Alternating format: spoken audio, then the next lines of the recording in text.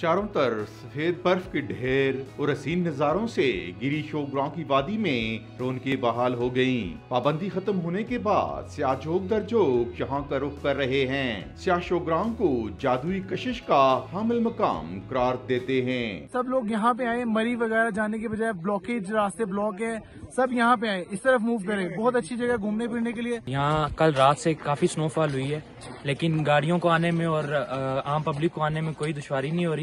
لوگ فیملیز کے ساتھ، بچوں کے ساتھ سب آئے ہوئے ہیں، تو ایزی ماحول ہے، سب انجوائے کر رہے ہیں۔ ہم سب لاہور سے آئے ہیں اور اس ویدر کو انجوائے کرنے کے لیے آئے ہیں شوگران میں، اور الحمدللہ بالکل ٹھیک ٹھاک اور خیریت سے ہم یہاں پر پہنچ گئے ہیں۔